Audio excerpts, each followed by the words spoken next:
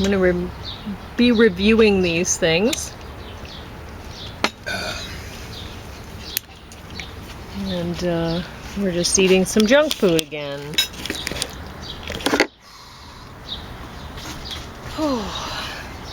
Anyway, the first one is not junk. It's Chronicles of Narnia, The Horse and His Boy, which you always liked C.S. Lewis. Right? Yeah, but this was not my favorite story when I read it when I was young.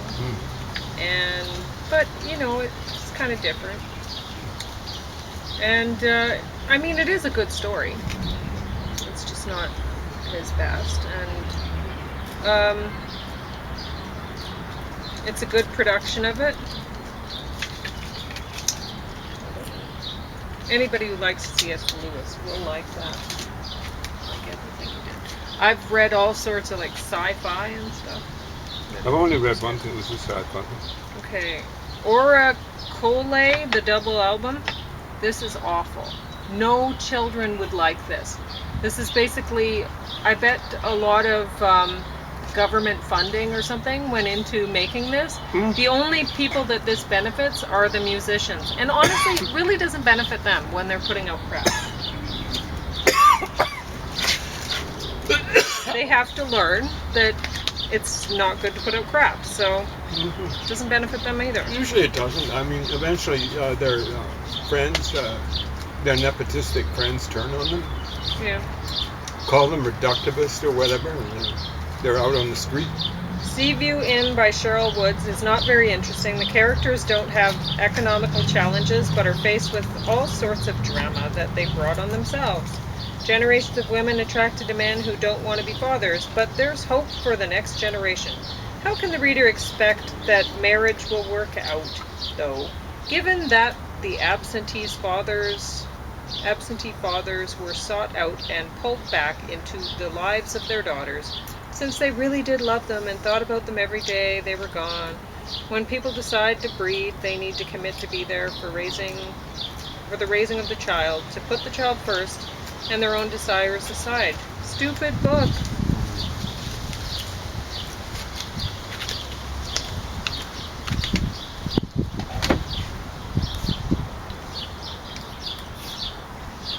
Tough customer. Tough to get into. Too tired. Was awful. Tough customer was awful. I think the narrator is to blame. He really did a bad job. I didn't care for / relate to any of the characters and had a hard time caring enough about the story to follow it. No one would enjoy this.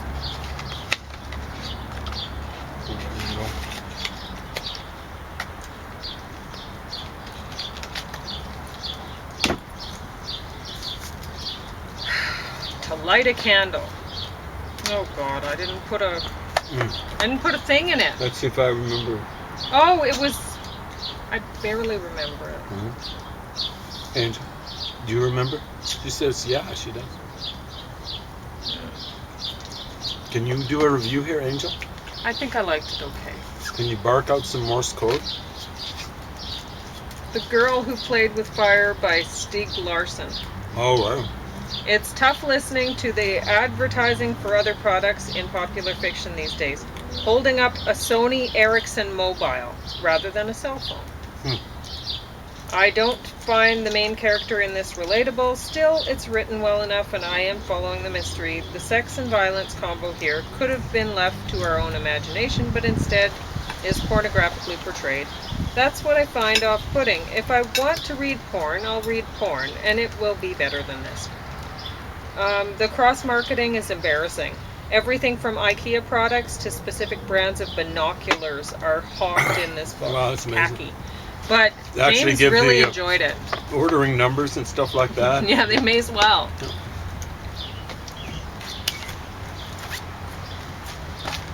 Yeah, Stieg Larsson's made it big. I see all sorts of books around. Well, you really liked it. Yeah? Yeah, you did. You found that she was all girl power and beating up on the bad guys, really.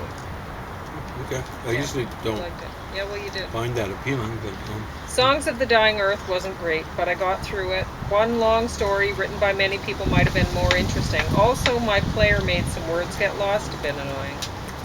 well, yeah. So it goes. Sorry, darling. A Memory of Light. Oh dear, I didn't put the comment about this in there either. You remember it vaguely? No. No. I don't think I liked it. What? What's on the cover? Well, I think it's not what I thought it would be. I thought it'd be like a Victorian sort of thing or whatever, and I think it ended up being sci-fi but I can't honestly I can't remember. So wasn't that good? Born of Silence. Okay. By Sherilyn Kenyon. How is she a NYT best-selling author? All manga? This is so bad, underlined. It seems like she had no story idea. It's just a 15 CD long vanilla S&M fantasy for homosexual teenage boys. I would have sworn it was written by a gay teen boy. Sure, the couple are male and female, but there's only homoerotic elements somehow. If the couple ends up back together after he's tortured by her men, she needs to prove her love by suffering torture while protecting him. Sure, he is insane, but how is he attracted to her after the torture? Surely he'd be reminded of the fact that she is complacent to her men torturing humans every time he has his, oh, I remember that, has his morning poop, eats talk, etc. It seems like the story was originally set on Earth. Didn't the sister use a little French? But then the author decided to make it bad sci-fi. Also, Darling shouldn't be seen by his lover as attractive right away, since he has been mutilated by her torturers. She should be disgusted, but orgasm in spite of it, and hate herself for it. They should both hate themselves for it, until she proves worthy and devoted. And then I put another comment in later on. Why, if she had such nice memories of him as a child, did she let her people torture him for months? This is so badly conceived. I could see the royals employing her as a wife for him so he looks like a suitable leader. I can even make up an alternate story where she's hired as a therapist to convert him through sexy techniques or something. This was just bad. Why all the sappy repetition? The mother at the wedding and portrayed as loving? So bad.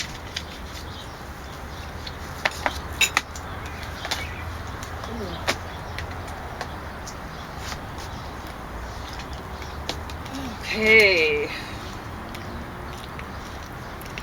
Brent Weeks, the Night Angel Trilogy Beyond the Shadows. Oh god, I didn't put a thing in there. Maybe I did in this one. Brent Weeks, the Lightbringer Saga, The Broken Eye. There we go. Dreadnought. The Clockwork Century ad. Your husband, Philip Barnaby Lynch. How many husbands named Philip does she have? Then they went on to say, oh, that's... Yeah, I was commenting on how bad the writing is. You don't say, your husband, Philip Barnaby Lynch. It's like, really? Which, yeah, exactly right. That's like, ridiculous. Then they went on to say, your father, blah, blah, blah. Really? She doesn't know who her father is? Yeah, or you've got to be specific about that? With his full name, too. How many fathers does she have? So bad. Usually I like listening to the ads at the end of these books, and I thought they'd be the high point at the end of this very bad audiobook.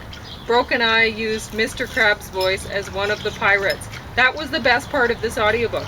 One part with the woman running away from the murder was well written. Wheelchair, not wheelchair. Oh, yeah. They couldn't even, like, the accent wasn't even on the right. Wheelchair. Oh. Deathstalker. Destiny. I couldn't follow the story. Why did Nanette Savard use a Cookie Monster voice?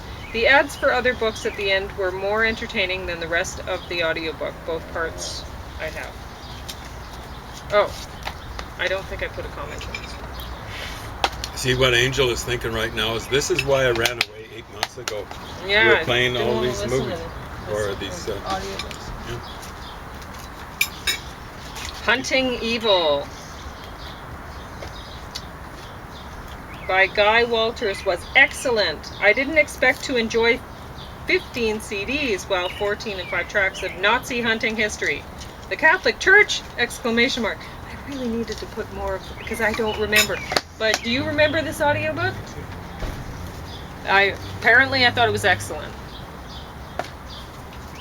The Lost Codex by Alan Jacobson was entertaining. I didn't care for this at first, but got into it. The reader does the woman's voice quite well. This is written for men to enjoy more than women, and James did enjoy this more than I did. It is honest about Islamic terrorists, but I don't know how critical the info was to the story. Also, I don't believe info should be kept from the public. People should know about the true Islam, and no codex should be lost once found.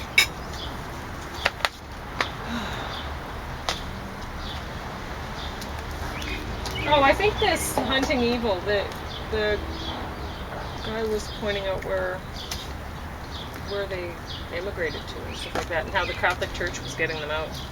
The Nazis shipping them around. Fox Forever by Mary E. Pearson reads like it was written by a Chinese computer. I can't believe this author managed to publish 6 novels before this. I like sci-fi, so I'll persevere. It isn't bad after a while, sappy romance, but there's a story there. Rebellion against the powers that be in a dystopic future. A bit too poetic and dreamy, written for romantic teenage girls.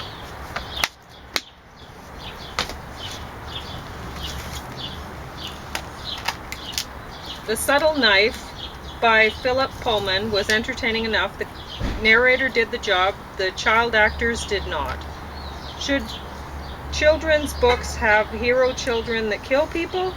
Too bad. Some skipping.